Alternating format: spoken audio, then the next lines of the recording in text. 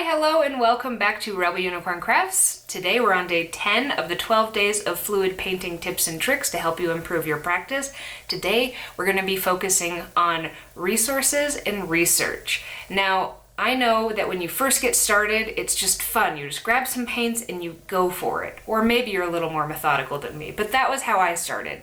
Then I reached the second phase of my fluid painting journey where I wanted to explore, advance, and improve my practice. And that's where it got really overwhelming because the choices are exponential. There are so many options for supplies, techniques, tips, tricks, and it can get a bit overwhelming. But the good news is that you don't have to be overwhelmed alone because there are a ton of really good resources. Yes, I do make a few videos, but when I got started, there were a lot of artists that helped me online and virtually figure things out with their really good research and ideas. So I have compiled a list of people that I think are really helpful, and also I've put a few on that I don't have a ton of experience with, but my students have recommended and they've helped them, and I think that the proof is in the pudding. So if it helped them, it will probably help you too. So let's explore a few of these people. This is not an exhaustive list because there are so many, but here are a couple that I think you should consider. The first up is Smart Art Materials by Olga, and I really like her videos. She has just a very warm, welcoming, friendly attitude, so everything feels a little bit more approachable, even when she's tackling more complex topics.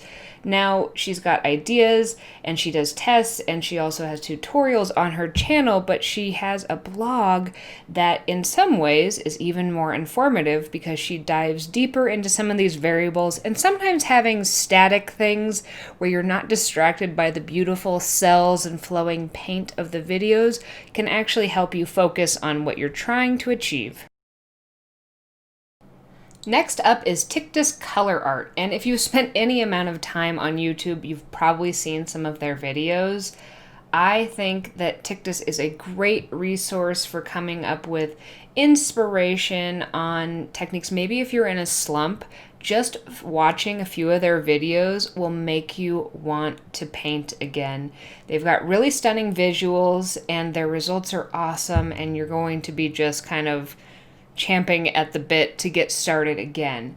The only thing I will say is that Tiktus is not located in the US, so if you are painting in the US, their tips, tricks, and tutorials can be helpful, but you need to be careful because they have access to different resources and art supplies than you're likely going to be able to find in your local stores. So if your results differ, it's probably going to be down to that access of resources. Number 3 is Life is Kumquat. This is another channel that you're probably going to want to use mainly for inspiration or relaxation, not so much for tutorials because they focus more on just the beauty of fluid painting, and their videos have really relaxing background music, and sometimes you just need some inspiration rather than trying to fully follow somebody else's tutorial so that you can find your own way. Number 4 is Brinsgate Donna. I do not know if I pronounced that correctly. I hope I did. I love her channel. She is very experimental and cheerful, and she shares a lot of different unique perspectives on fluid painting and tries new things all the time. And I don't know, something about her positive attitude just really flows through her experiments and tutorials. And I think she's a great resource to use when you're fluid painting. Check her out.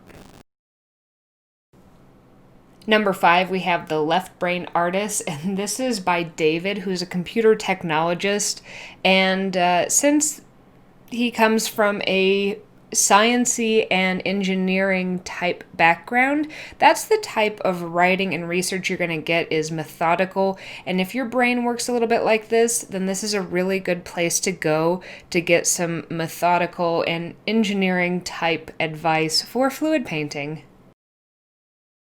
Number 6 is The Dirty Artist, and this is another really good YouTube channel for inspiration and some playfulness.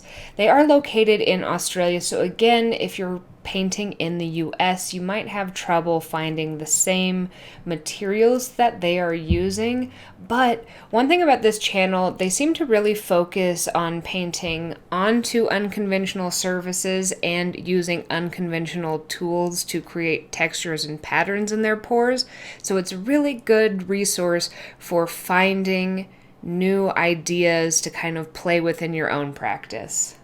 This is not an exhaustive list by any stretch of the imagination, but these are a few of the resources that I use when I got started, as well as a few of my students' favorites.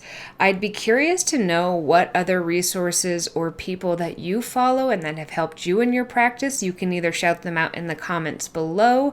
I will be linking all of the channels or blogs in the description of this video if you'd like to access their resources. You can also send me any people to follow through Instagram. You can do that at Rebel Unicorn Crafts or at Lacey Walker Art. I hope that you have a magically creative day.